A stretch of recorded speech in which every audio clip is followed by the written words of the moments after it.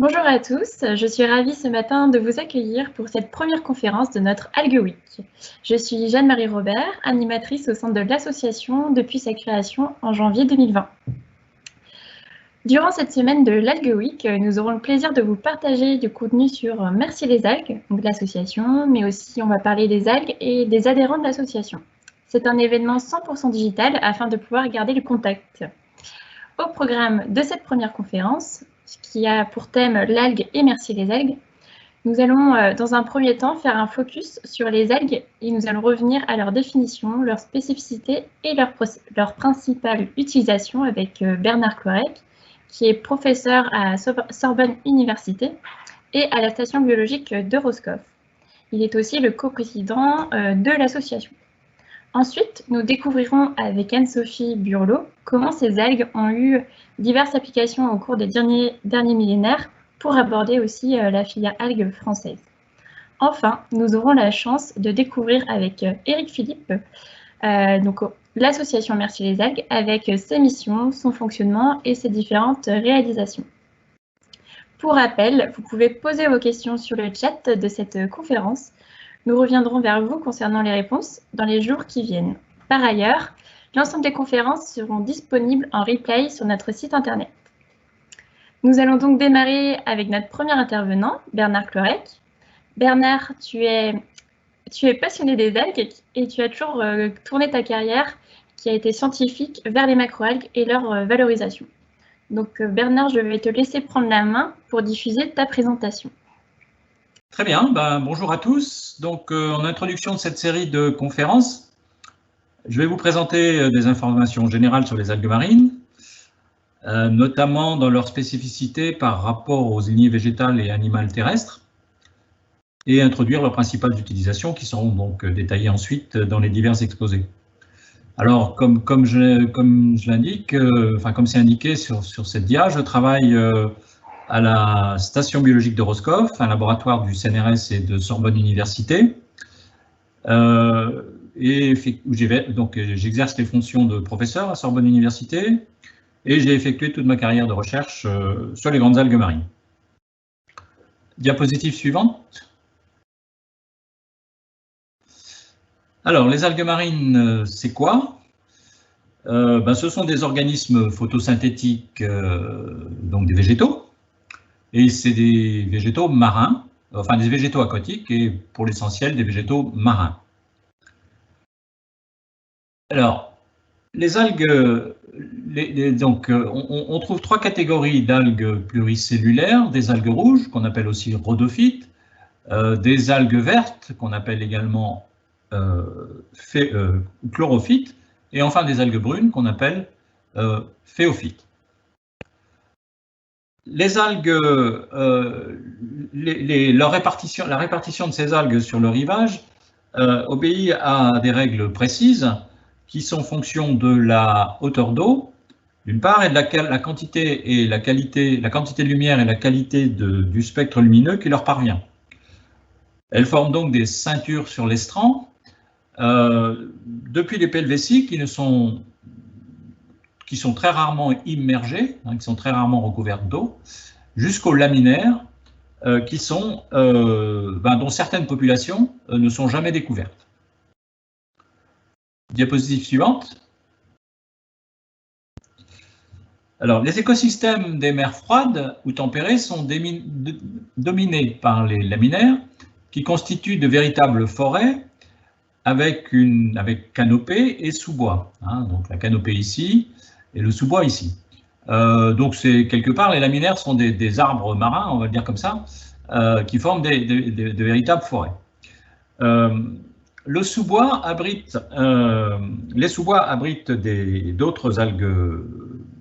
d'autres algues brunes, des algues rouges, donc des algues brunes, des algues rouges et des algues vertes. Et toutes ces algues constituent le réseau trophique primaire qui nourrit les micro-organismes hétérotrophes et de nombreuses espèces animales, près de 3000 sur le littoral autour de Roscoff. Diapositive suivante. Donc je vous montre ici quelques illustrations d'algues rouges et d'algues vertes. Donc algues rouges ici, algues vertes là. qui sont tirés d'un ouvrage publié par deux de mes collègues, Suzanne de Goër d'une part et Marie-Claude Noailles d'autre part. Et cet ouvrage est intitulé « Les algues de Roscoff ». Diapositive suivante. Alors, sur le littoral, les algues marines subissent plusieurs types de stress. Un stress mécanique pour les espèces qui sont soumises à l'action de la houle et des vagues. Le stress lumineux, ou un stress lumineux, en particulier celui qui est dû au rayonnement ultraviolet, qui sont les plus énergétiques. Et sur les populations qui sont... également des stress thermiques, donc de la température, et hydrique, avec la dessiccation et l'évaporation, en particulier pour les espèces qui sont émergées, qui sont émergées et qui découvrent à marée basse, voilà, qui sont émergées et découvrent à marée basse. Alors, elles peuvent également subir des stress salins lorsqu'il pleut abondamment sur les populations émergées ou dans les mares à marée basse. Enfin, elles sont soumises aux contraintes de l'environnement terrestre, et en particulier les pollutions agricoles ou industrielles. Bon, industrielles, c'est par exemple des métaux lourds, ou agricoles, c'est l'excès de phosphate ou de nitrate. Au cours de leur évolution, les algues marines ont développé des défenses naturelles qui leur permettent de résister à ces divers stress abiotiques. Elles ont également mis en place des réponses immunitaires qui leur permettent de résister aux différents stress biotiques auxquels elles sont exposées, en particulier les attaques par les micro-organismes et les brouteurs. Diapositive suivante.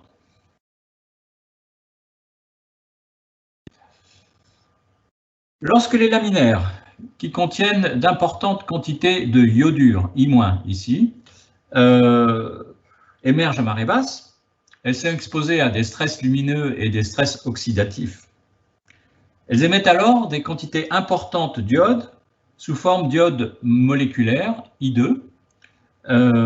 Cette molécule est oxydée en monoxyde d'azote, monoxyde d'iode, IO.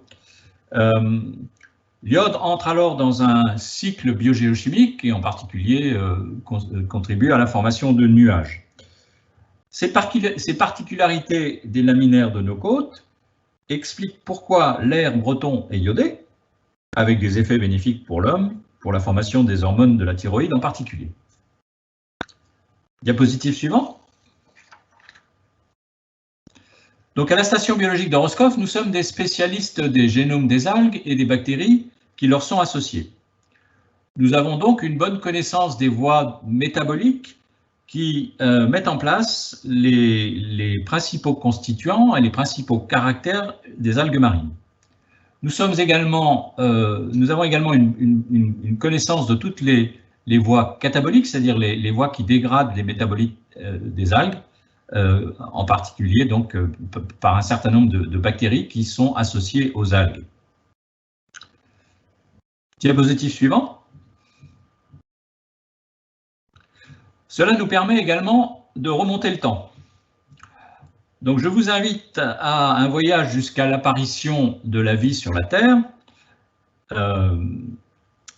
Alors, nous savons, donc, en particulier en fonction des... on va s'intéresser à la manière dont la vie a évolué en fonction des données géologiques et génomiques qui sont disponibles aujourd'hui. Donc les astrophysiciens nous disent que la Terre est âgée de 4,55 milliards d'années, 4550 millions d'années. Les bactéries sont apparues il y a au moins 3500 millions d'années, puisque l'on trouve des fossiles de bactéries dans les stromatolites, des formations géologiques vieilles de 3500 millions d'années. Nous savons également que les eucaryotes, c'est-à-dire les formes de vie constituées de cellules à noyau, dont le matériel génétique est contenu dans un noyau, sont apparus il y a environ 2100 millions d'années, 2,1 milliards d'années. Alors, pour ce qui est des premiers végétaux, ils sont apparus sur la Terre il y a donc à peu près 1200 millions d'années. Et quand je dis sur la Terre, c'est bien en mer dont qui sont apparus, puisque les algues rouges, il s'agissait donc d'algues rouges, en particulier d'algues rouges primitives du genre telles que Bangiomorpha. Quant aux animaux, ou métazoaires, ils sont apparus il y a 700 millions d'années, en mer également, hein. Ça c'est une forme marine. Diapositive suivante. Donc l'analyse des parentés évolutives, je vous ai mis ici un arbre phylogénétique. Donc la phylogénèse ou la phylogénie, c'est la description des parentés évolutives entre les différents organismes. Donc l'analyse des parentés évolutives des eucaryotes montre qu'ils se répartissent en 3 grands domaines. Les eucaryotes hétérotrophes, tout d'abord, donc les amibes, les animaux et les champignons. Et 2 types d'eucaryotes autotrophes, les archéplastidés d'une part, c'est-à-dire les algues rouges, les algues vertes et les plantes, et les chromalvéolés d'autre part, c'est-à-dire les algues brunes, les diatomées, les dinoflagellés et les apicomplexes. Il apparaît donc que les végétaux appartiennent à des lignées évolutives indépendantes les unes des autres. Ils constituent ce qu'on appelle un ensemble polyphylétique. Diapositive suivante. Le scénario évolutif le plus probable pour rendre compte de cet arbre phylogénétique est le suivant. Il fait intervenir deux événements de symbiose, l'endosymbiose primaire, puis l'endosymbiose secondaire. Tous les végétaux ont pour origine une symbiose entre une cyanobactérie photosynthétique, qui est apparue il y a à peu près 3 milliards d'années, et un protiste, c'est-à-dire un organisme unicellulaire non photosynthétique. Donc cette première symbiose s'est produite il y a 1500 millions d'années, donc entre cette cyanobactérie et le protiste unicellulaire. Donc diapositive suivante, ou du moins animation suivante. Ces processus évolutifs ont donné naissance aux algues rouges, aux algues vertes. Et les algues vertes elles-mêmes ont donné naissance ensuite aux plantes terrestres il y a environ 500 à 600 millions d'années. Enfin, les algues brunes sont apparues il y a...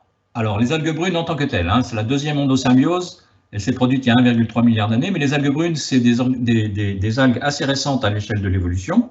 Elles sont apparues il y a 200 à 300 millions d'années. L'endosymbiose secondaire, donc, fait intervenir une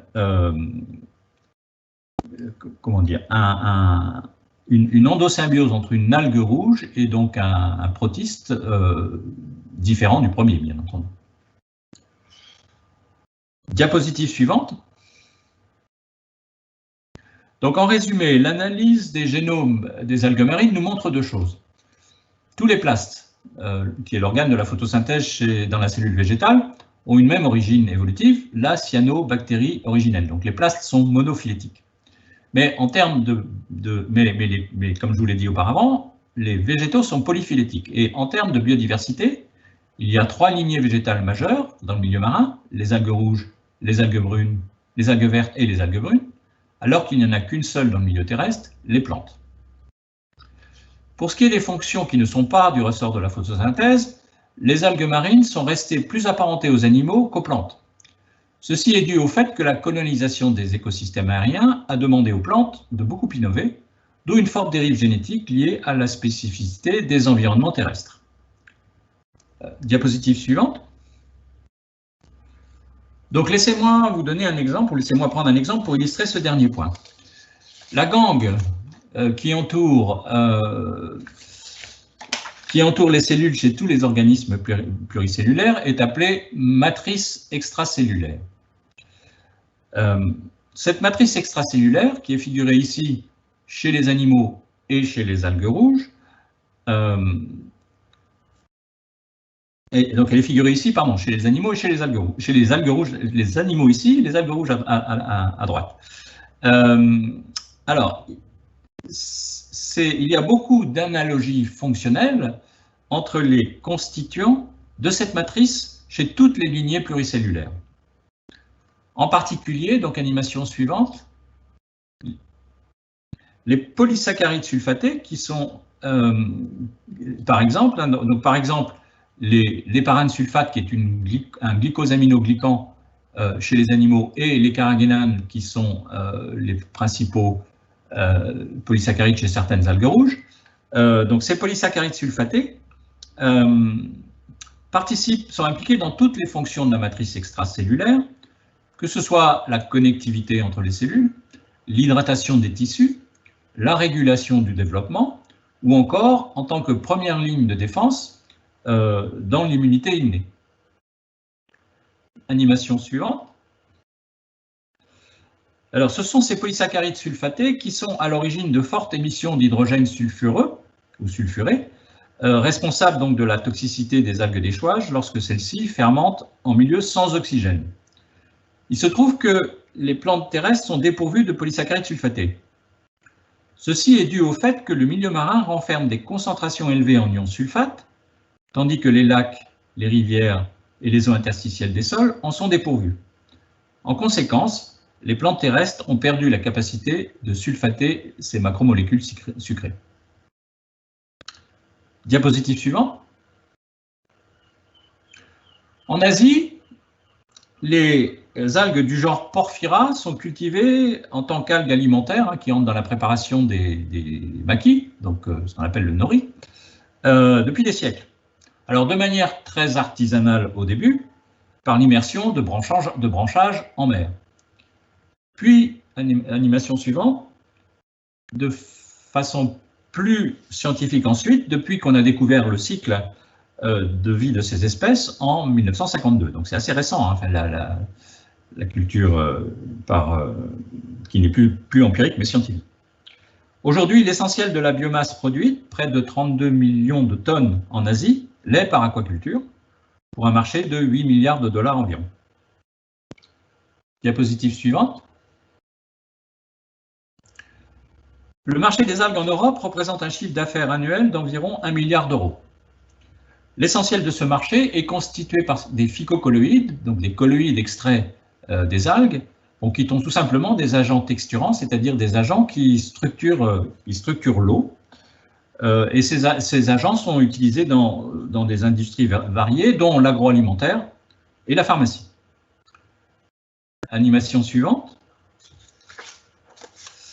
On assiste aujourd'hui donc à l'arrivée de nouvelles utilisations en tant qu'algues alimentaires, par exemple, mais aussi pour la préparation de biomolécules, pour l'agriculture, ou de principes actifs et de biomatériaux pour la cosmétique et la nutrition santé.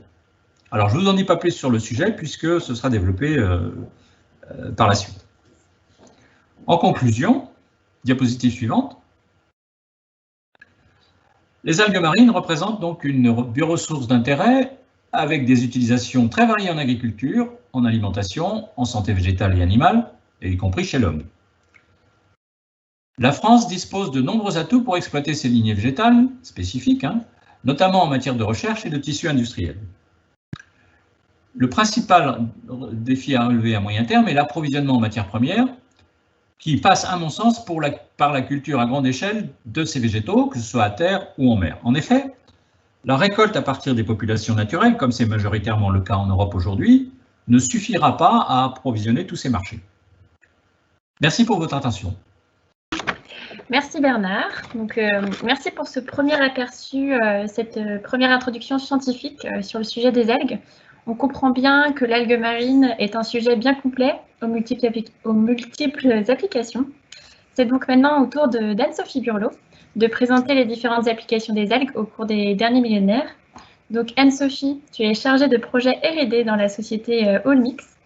Tu es biologiste en sciences de la mer et donc depuis 2013, tu travailles sur les algues vertes et rouges qui se trouvent en abondance sur nos côtes bretonnes. Tu as pu te rendre dans des centres de recherche au Canada, au Mexique, au Sénégal, où tu as acquis des connaissances et aussi des compétences sur la culture des algues et leur valorisation pour divers champs d'application. Je te laisse donc prendre le contrôle de la présentation pour nous en dire un peu plus. Ok. Donc, bonjour à toutes et bonjour à tous. Merci Jeanne-Marie pour l'introduction et merci de m'avoir conviée à l'Alga Week. C'est avec plaisir que je vais vous présenter les applications des algues et de la filière algues en France. Mais avant, je vais d'abord me représenter. Donc, je m'appelle Anne-Sophie Burlot et je travaille pour le groupe Olmix en tant que chargée de projet pour le service recherche et développement. Donc, pour ceux qui ne connaissent pas trop, Olmix est une entreprise qui a été créée en 1995 par Hervé Balusson et qui est basée sur Bréant. Donc, c'est une ville qui se trouve en plein centre Bretagne. Et en fait, elle est bien située puisqu'on va valoriser les algues, notamment les algues qui s'échouent en Bretagne Nord. Donc, il va s'agir essentiellement des algues vertes. Et on va également valoriser les algues qui s'échouent en Bretagne Sud et également en Vendée. Donc là, ça va être les algues rouges. Donc ensuite, ces deux types d'algues vont être acheminées sur Bréant où elles vont suivre un processus de transformation. Puis on va les mélanger avec d'autres ingrédients type des argiles ou des oligo-éléments pour en faire des produits que l'on va valoriser pour la nutrition et la santé animale et végétale. Donc voilà pour Olmix. Et maintenant, je vais rentrer dans le vif du sujet, donc à savoir les applications des algues et la filière algues en France. Alors, je ne vais pas revenir sur la définition de qu'est-ce qu'une algue, puisqu'en fait, vous l'avez déjà vu avec Bernard. Mais ce qu'il faut retenir, c'est que les algues, elles sont tout autour de nous. Elles vont se présenter sous différentes formes, sous forme microscopique ou sous forme macroscopique, c'est-à-dire que l'on peut voir à l'œil nu. Elles vont se présenter sous différentes couleurs et également dans divers écosystèmes. Comme ici, vous pouvez voir sur cette diapositive, vous avez une photo en haut à droite où c'est en fait le lac Rose du Sénégal. Donc, c'est un lac où les Sénégalais vont exploiter le sel. Et en fait, cette couleur rose, eh bien, elle est due à la présence d'une microalgue. Ensuite, vous avez une photo, par exemple, des laminaires. Donc, des forêts de laminaires. Hein, cette algue brune, pardon, qui est très caractéristique de l'écosystème marin de Bretagne. On va également trouver, donc, comme je l'ai dit, des algues sous forme microscopique qui va en fait former ce que l'on appelle le phytoplancton, qu'on va retrouver dans tous les océans de la planète. On peut trouver des algues également sur l'écosystème terrestre, notamment en symbiose avec des champignons, c'est ce que l'on appelle le lichen. Les lichens, vous allez pouvoir les trouver sur le ciment, sur le bitume ou encore sur les arbres. Hein. Ça peut être un bon indicateur de la qualité de l'air. On peut les trouver échoués. Donc, vous avez une photo des échouages d'algues brunes dans les Antilles, hein, notamment la fameuse sargasse, ou encore vous pouvez les trouver sur des glaciers où vous voyez également cette couleur rouge qui est également expliquée par la présence d'une microalgue. Donc, les algues sont vraiment tout autour de nous. Elles sont également présentes dans notre quotidien, parce que sans le savoir, eh bien, moi, vous, on consomme des algues tous les jours, puisqu'en fait, on va les trouver dans différents produits, comme par exemple dans les dentifrices. Il faut savoir que le dentifrice, donc, ça a une certaine texture, et cette texture, elle est expliquée par des molécules d'algues. Ou alors, si vous allez chez un dentiste, si vous faites des empreintes dentaires, eh bien, ce matériau pour faire cette empreinte dentaire contient également des molécules d'algues. Donc, on va les trouver en pharmacie, où vous pourrez prendre des médicaments de type le Gaviscon, qui renferment des molécules d'algues, qui vont en fait avoir une activité pour soulager les problèmes digestifs, notamment au niveau de l'estomac, ou encore dans des pansements où des molécules d'algues vont venir en fait absorber par exemple le sang et donc aider la cicatrisation de votre peau. On va également trouver les algues et c'est la première application des algues, c'est bien évidemment dans l'alimentation humaine. Alors, il faut savoir que ce sont souvent les Asiatiques hein, qui sont vraiment friands des algues, qui vont la considérer vraiment comme un légume de mer. Et donc, on va trouver dans des rayons de magasins toute une panoplie d'algues alimentaires.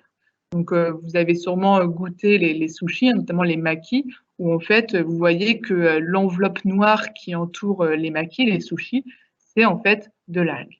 Donc voilà, on a vraiment un rapport à l'algue assez proche puisqu'on va les consommer tous les jours. Et ce rapport entre l'homme et les algues, finalement, il ne date pas d'aujourd'hui, hein, puisqu'on va trouver des premières traces de consommation des algues par l'homme, des premières traces qui vont dater d'il y a 400 000 ans. Notamment, ce sont des archéologues au Chili qui ont trouvé des traces de fragments d'algues. Et ce qui est intéressant dans cette étude-là, c'est qu'ils ont montré que c'était sur un site archéologique qui n'était pas forcément proche du littoral, c'est-à-dire que les hommes transportaient avec eux les algues. Donc, ils ont vraiment une approche assez proche de l'algue pour l'alimentation, pour la consommation. Ensuite, il y a 3000 ans, eh bien, on va trouver des premiers écrits qui vont attester l'usage médicinal des algues, notamment des écrits médicinaux qui vont être écrits par les Chinois. Puis, on va aller plus en Europe ou même dans les autres continents. Dès le XIIIe, XVIe, XIXe siècle, là, on va avoir une utilisation de plus en plus importante des algues, notamment les cendres des algues. Donc, les algues, elles vont être collectées, puis elles vont être brûlées pour récupérer les cendres. Et ces cendres, en fait, elles vont venir alimenter l'industrie verrière. Puis, on va ensuite découvrir les bienfaits de l'iode. L'iode, donc, c'est un élément chimique que l'on va retrouver accumulé essentiellement dans les algues brunes. Et l'iode, en fait, il va avoir des pouvoirs désinfectants qu'on va pouvoir utiliser notamment en milieu hospitalier, mais également va avoir des bénéfices pour la santé, notamment au niveau de la thyroïde, qui est un organe pour la régulation des hormones, notamment. Puis, au XIXe siècle, là, on va avoir une explosion de l'utilisation des algues, notamment pour les molécules que l'on appelle les hydrocolloïdes ou encore phycocolloïdes. Donc, en fait, ce sont des molécules d'algues qui vont avoir des propriétés texturantes, gélifiantes ou encore épaississantes. Donc, par exemple, si vous regardez sur les emballages de votre dentifrice, vous pourrez trouver dans la liste des ingrédients des codes comme E400 ou E405, E406 ou E407. Et en fait, ces codes représentent des molécules d'algues, donc par exemple les alginates qui sont issus des algues brunes, les agar-agar et les carrageenanes qui sont issus des algues rouges. Donc on peut les retrouver également dans des crèmes dessert ou encore dans des plaques gélosées qui sont utilisées par exemple dans la recherche scientifique. Puis plus récemment, 20e, 21e siècle, là, les industriels et les chercheurs vont s'intéresser de plus en plus aux molécules où on va rajouter de la valeur, notamment des molécules actives, donc on va pouvoir utiliser dans plusieurs applications, et notamment dans la nutrition et dans la santé humaine, animale et végétale. Donc au fur et à mesure que le temps passe, en fait, la demande en algues va être de plus en plus importante, et donc il va falloir répondre à cette demande. Et au XXIe siècle, c'est vraiment l'algoculture qui se développe. Donc l'algoculture, c'est quoi? C'est de la culture d'algues. Et donc, comme vous pouvez le voir ici sur la diapositive, vous avez des photos, notamment une photo ici en Chine, où vous avez 1,3 million d'hectares de concessions qui sont vraiment réservées à la culture d'algues. Donc ici, ce sont des algues brunes qui vont être en fait, qui vont alimenter les industries de l'agroalimentaire et des cosmétiques, par exemple, pour l'extraction des alginates et donc pour cette molécule aux propriétés texturantes.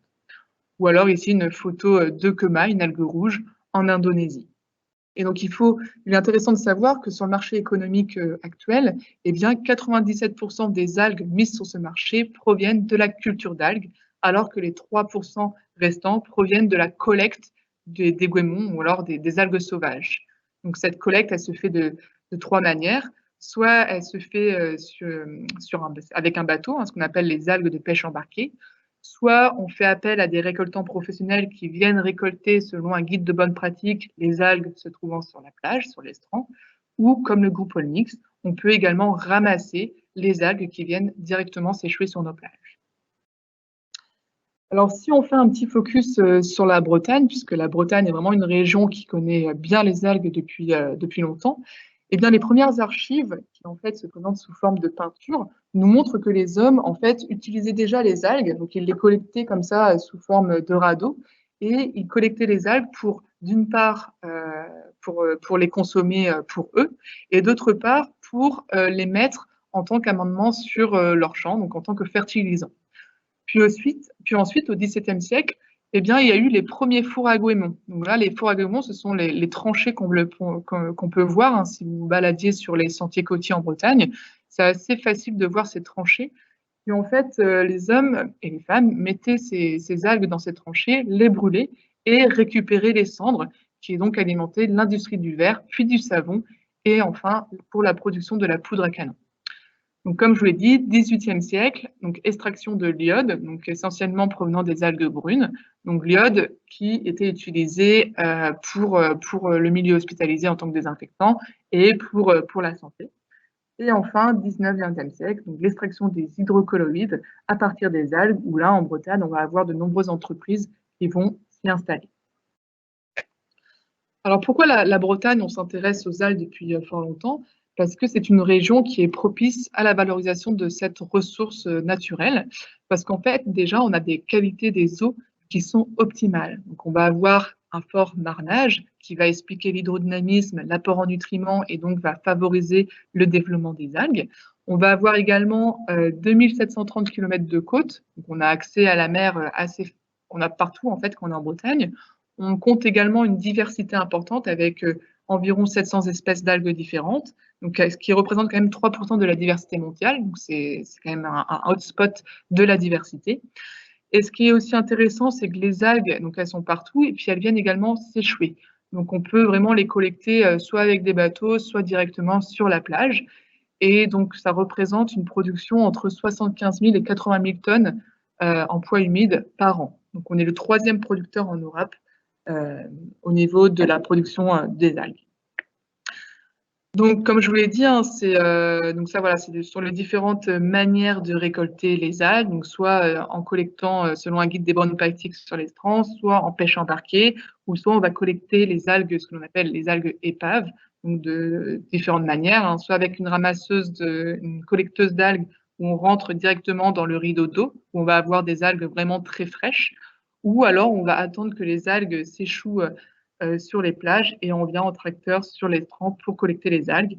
Et enfin, la dernière méthode de produire des algues, c'est bien évidemment l'algoculture qui se développe de plus en plus en Europe. Donc voilà, la qualité des algues est très importante en Bretagne et elle est expliquée par différents phénomènes, notamment un marnage qui est assez caractéristique de notre région, puisqu'en fait, on va avoir, comme vous le voyez ici, un marnage très important. Donc la moyenne mondiale du marnage est de 2 mètres.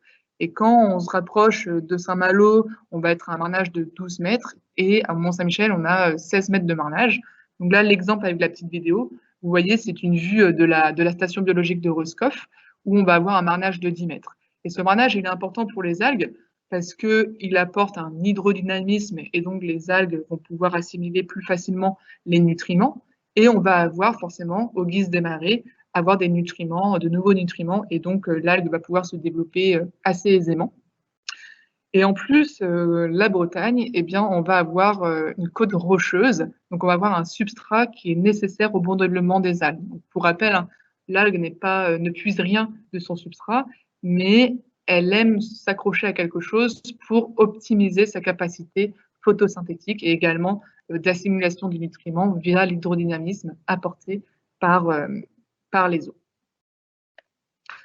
Voilà, donc tout ça fait que de plus en plus d'entreprises s'installent en Bretagne et travaillent les algues. Donc là, vous avez une cartographie qui date de 2013 maintenant, mais bon, toutes ces entreprises sont encore d'actualité pour la plupart.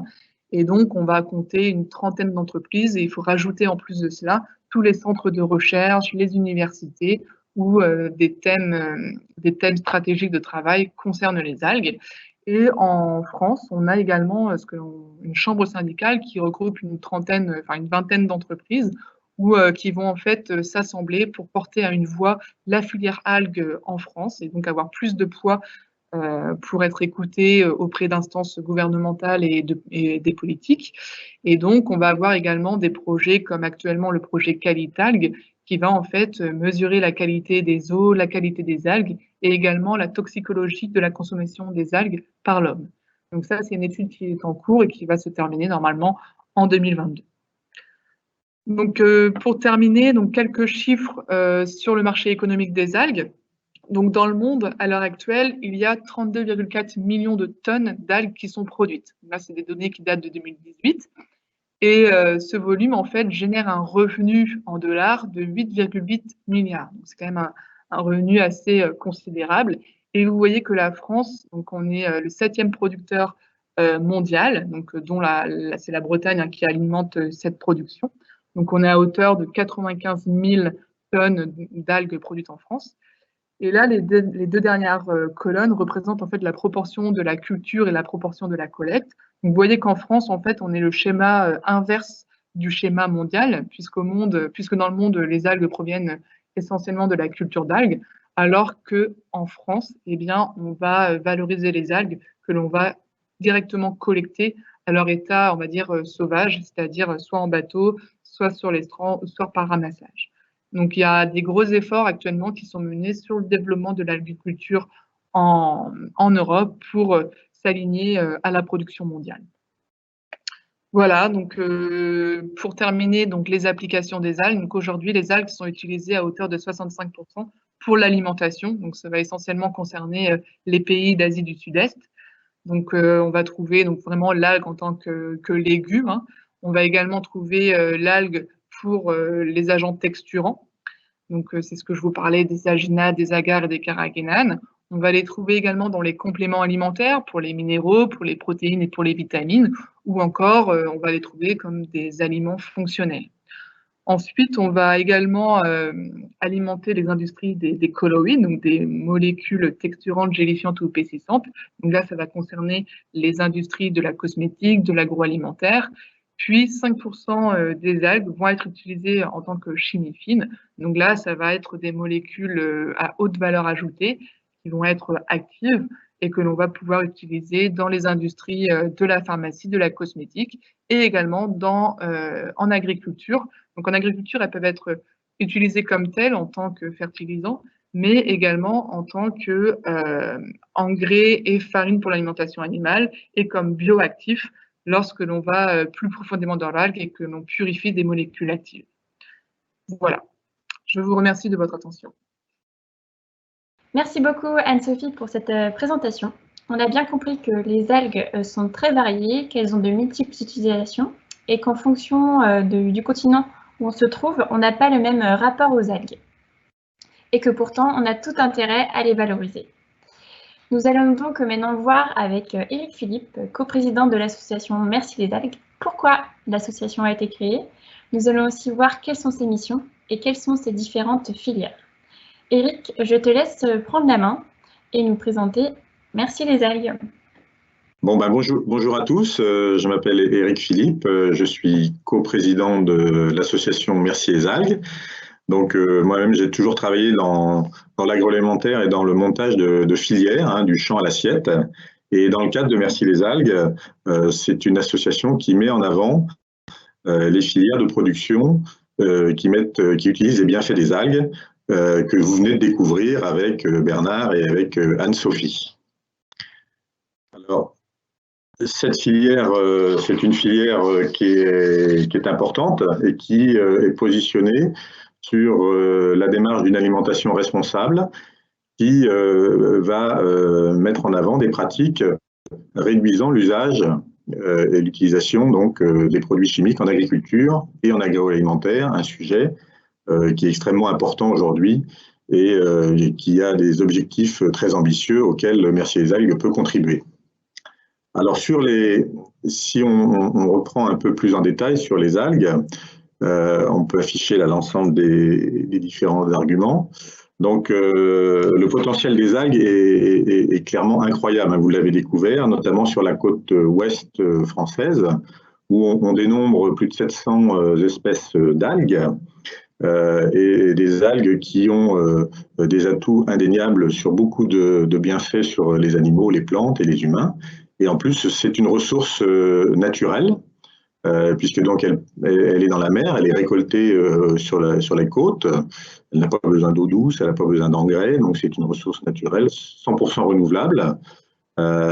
Et qui a, je dirais, en termes de volume, c'est pratiquement inépuisable par rapport aux besoins que l'on peut avoir dans le cadre de nos utilisations, hein. Et il faut savoir que les algues, c'est également une des ressources vitales pour la planète, puisqu'elles captent plus de 50% produit plus de 50% d'oxygène et captent le CO2 de façon plus importante que même les forêts terrestres. Donc on est vraiment dans une ressource très profitable pour l'environnement et pour la planète. Alors maintenant, si on va un petit peu plus dans le détail sur les bienfaits, je ne vais pas rentrer dans tout le détail. Hop, là, je vais appuyer pour faire avancer. Hop, la suivante. Voilà. Donc, vous avez pu le voir dans la présentation qui a été faite par Bernard. Les algues, il y a énormément de recherches qui est en cours actuellement au niveau des algues. Dans le monde, mais surtout en France, qui est un pays assez en pointe, hein, puisque le centre de recherche de Roscoff est un des plus grands centres de recherche en Europe sur les algues et sur toute la physiologie des algues, leur croissance et puis même les applications.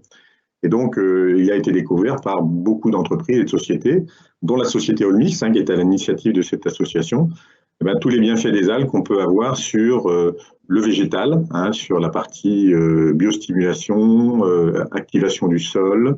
Donc, de façon très, très, très importante, on a beaucoup d'effets sur la croissance et la résistance des plantes aux maladies. On a aussi des bienfaits sur l'animal, qui ont été aujourd'hui, qui sont bien connus sur tout ce qui est déclenchement de l'immunité des animaux, sur la partie digestibilité, donc le bien-être animal et la résistance des animaux aux maladies. Et puis, on a aussi tous les bienfaits qui sont connus dans l'alimentation humaine, alors beaucoup plus connus en Asie, qui consomment la majorité des algues dans le monde, Chine, Corée, Japon, mais ils savent très bien que cette alimentation est bonne pour la santé, une alimentation naturelle qui permet aussi de mettre moins d'additifs dans les préparations alimentaires et qui est un apport très important sur les nutriments qui sont souvent assez uniques, qu'on ne retrouve que dans les algues. Alors, si on continue un peu, donc vous voyez un peu donc la démarche Merci les algues permet de mettre en avant toutes les productions alimentaires qui vont puiser dans cette ressource de mer pour améliorer leur pratique et puis avoir et du bien-être animal, de la santé des plantes et donc jusqu'au consommateur final, puisque donc on ambitionne par l'association donc de mettre en avant toutes les filières qui vont utiliser des algues dans leur processus de production, dans leur programme de production, dans le sol, au niveau des plantes et au niveau de l'animal. Donc c'est une démarche de production durable dans le temps.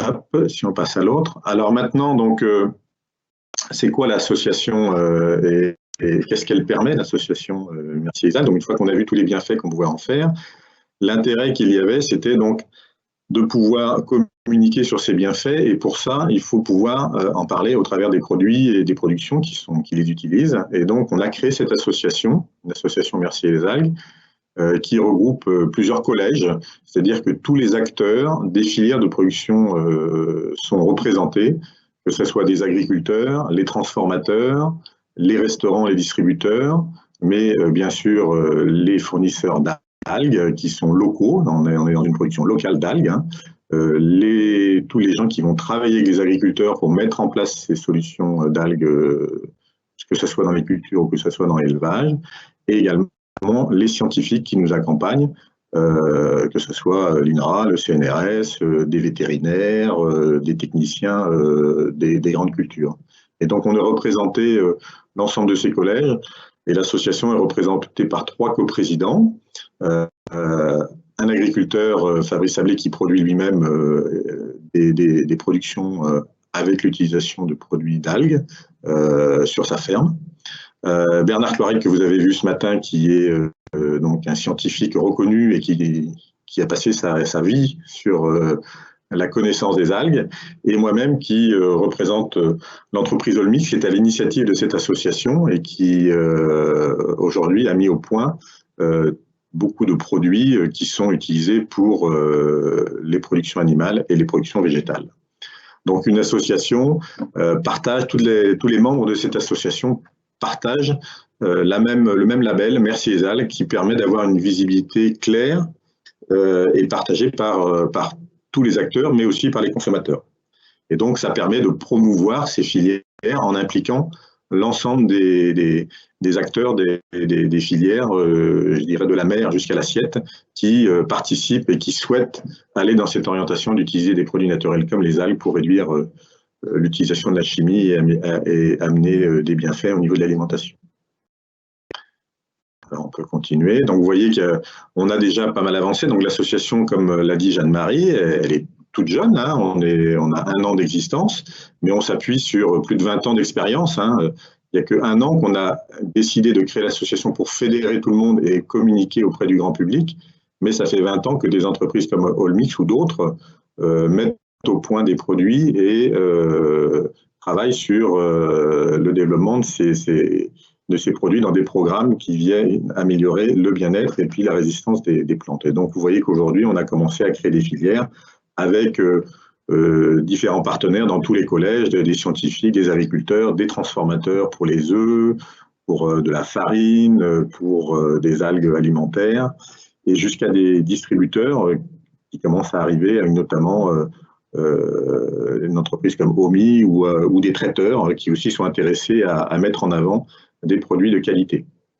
Donc voilà, et donc progressivement, depuis un an, c'est vrai que l'année 2020 n'a pas été simple, mais malgré tout, vous voyez qu'on a déjà démarré au moins 4 ou 5 filières, même dans un contexte de Covid comme on l'a vécu, c'est qu'il y a un engouement qui est très important et qui fonctionne bien, et on a déjà pu confronter cette marque auprès du grand public, et on a toujours un écho très favorable et sur le développement de ces filières. On continue. Alors donc l'association qui se retrouve donc au cœur, qui fédère l'ensemble de ces acteurs qui vont créer ces filières jusqu'au consommateur pour marketer le produit. La mission qui est assez importante, déjà de fédérer tout le monde, de créer cette dynamique, mais aussi d'apporter à la filière de la transparence, parce qu'il faut auditer les filières, il faut qu'il y ait une traçabilité, il y a une promesse sur le fait que déjà on réduit les phytos, on ne met pas d'antibiotiques, et aussi on met en place des programmes d'algues dans les cultures, donc il y a une transparence qui est mise en place. On travaille sur les démarches vertueuses, c'est-à-dire qu'on veut mettre en avant tout ce qui est fait et qui améliore justement les pratiques de production. Donc les grands messages aujourd'hui portent sur le sans antibiotiques, sur la réduction des produits phytosanitaires, sur la réduction des additifs aussi dans les produits alimentaires, et sur la naturalité des aliments. Et puis enfin, on a aussi une mission très importante, c'est l'éthique. C'est que l'association Merci les algues veut se porter sur des filières qui permettent de contractualiser des accords avec les agriculteurs et les différents partenaires, et d'avoir une répartition équitable de la valeur du produit jusqu'au consommateur. Et on peut afficher même des prix garantis pour les agriculteurs qui participent à la démarche. Donc ça, c'est quand même un point aussi très important. Alors maintenant, quelques exemples, comme disait Jeanne-Marie, donc quelques exemples concrets de production qui sont mis en place, et pour vous expliquer comment se met en place une filière.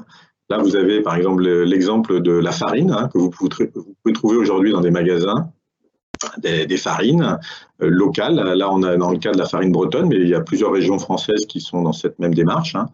Donc, pour vous expliquer la filière, on part donc fournisseur de produits, donc des algues, avec la société Olmix qui va récolter les algues et mettre au point des produits pour faire un programme technique sur les blés qui sont mis en place par des agriculteurs qui vont s'engager à mettre des produits d'algues et à ne pas utiliser de fongicides et d'insecticides depuis le semis.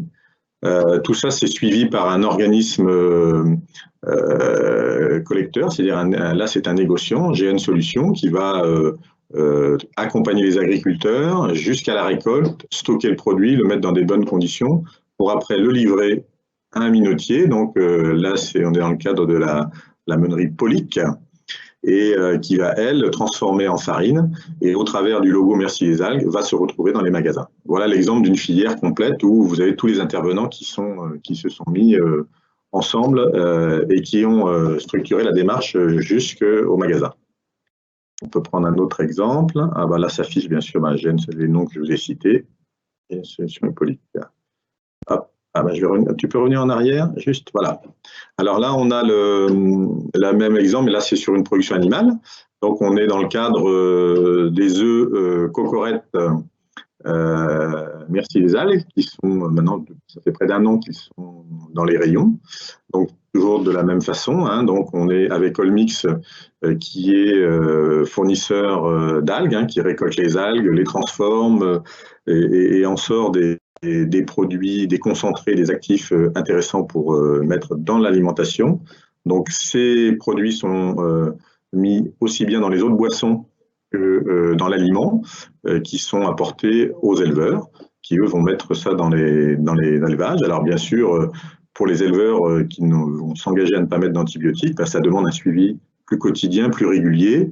Et donc, c'est une approche aussi qui est différente. Il y a un apprentissage à faire de ces programmes où volontairement, on enlève ce recours systématique aux antibiotiques.